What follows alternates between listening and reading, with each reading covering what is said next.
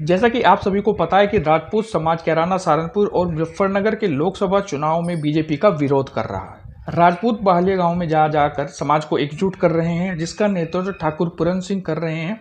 और 7 अप्रैल को नौता में स्वाभिमान महाकुंभ होने जा रहा है। इसी को लेकर कान्हा राणा ने क्या कहा, आइए वीडियो में देखते हैं। हमारे बुजुर्ग भी बैठे, युवा साथी भी खड़े। मुझे एक बात बताओ, अच्छा राजनाथ सिंह कौन सी बिरादरी के आदमी है? राजनाथ सिंह ठाकुर ही है क्या जी? हाँ ठाकुर जी। भाई देखो, हम तो मैंने इसलिए कहा बुजुर्ग बहुत दिन बड़े हैं हमारे यहाँ, बहुत दिन से राजनाथ सिंह की कार्यशैली देख रहे। उन्होंने यहाँ प्रदेश का उन्हें मुख्यमंत्री भी देखा है।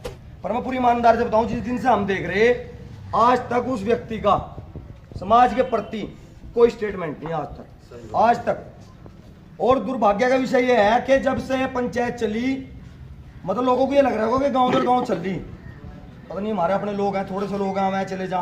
पर आप यकीन मानियो, इसकी बौखलाहट इतनी है पार्टियों के अंदर इस पंचायत को लेकर, भाई साहब पसीने छूट रहे सिर्फ इस पंचायत की वजह से। अभी राजनाथ सिंह को यहाँ बेचने लग रहे, गाजियाबाद बुला जाओ, वहाँ तो राजपूत कपड़े पाड़ने लगे, थप्पड़ मारने लगे। अभी वहाँ के जिला अध्यक्ष का धरे 5-7 चाटे, जो प्रत्याशी है उसके कपड़े भी पाट दिए राजपूतों ने। देखिए, जब तक मांगोगे ना कुछ नहीं मिलने का। राजनाथ सिंह भारतीय जनता पार्टी के नेता हो सके, लेकिन अगर आप ये कहो ना कि राजपूत नेता हैं, तो भाई है नहीं। राजपूत नेता तो बैठे नैनपाल राणा जी, राजपूत नेता बैठे हमारे डॉक्टर साहब, राजपूत नेता हैं ठाकुर पूरन सिंह जी, जो 10 साल एक आदमी का लक्ष्य है। इन्होंने अपना लक्ष्य निर्धारित करा कि भाई किसान संगठन बनाना और अपनी आवाज उठानी। 10 साल मेहनत करी, संगठन बन गया, बढ़िया चल रहा, कोई दिक्कत नहीं है। लेकिन जब समाज की बात आई तो दांव पर लगा दी। अब तो राजनाथ सिंह को मिल भी कुछ नहीं रहा। अब तो कह सका था, इतने बुरे हाल में तो कह सका था कि भाई गलत हो रहा, और अब भी कह रहा मैं आऊंगा, मैं भराऊंगा पर्चा। तो भाई आप लोग अपना दिमाग लगाओ अब राजनीति में कि कौन आपका है, कौन बेगाना है। आपको एक बात बता रहा है ईमानदार से, कल रात की कोला खेड़ी गांव पड़ा है गंगो विधानसभा में, वहां अनमोल सैनी जी हैं, प्रधानपति हैं, उनकी पत्नी जो है वहां गांव में प्रधान है। उन्होंने अपने ही घर के अंदर एक चोर पकड़ लिया रात। वो ट्रैक्टर की ड्राइवाल काट रहा था, पीछे वो तार रहता हिच, बोले ऐसा बेच का अपना कुछ काम कर लेंगे, नशा पत्ता करेंगे। वो मौके पर पकड़ लिया और थाने में सूचना कर दी। अब जब चोर पकड़ा गया, अब चोर का भी थोड़ी पता कौन है, उसका 5-7 धर भी दिए। जब उसका धर दिए तो पता लगा वो कोलाहेड़ी में ही गुज्जर समाज के भी लोग रहे, वो उनका लड़का था। तो क्या होता है, थोड़ी देर बाद जब वो लड़का छोड़ दिया गाँव, उन्होंने कहा भाई छोड़ दो, थाने में रिपोर्ट कर देंगे।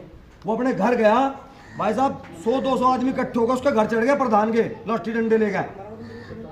तो उसे प्रधान कुछ भाग के जान बचानी पड़ी अपनी।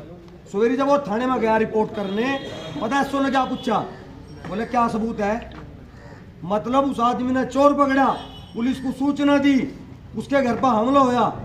एसओ साहब पूछ रहे भाई क्या सबूत है? भाई हर जगह सीसीटीवी कैमरे लग रहेगा, जो सबूत देना पड़ेगा। भाई ये काम क्यों पूछ रहे हैं एसओ बात?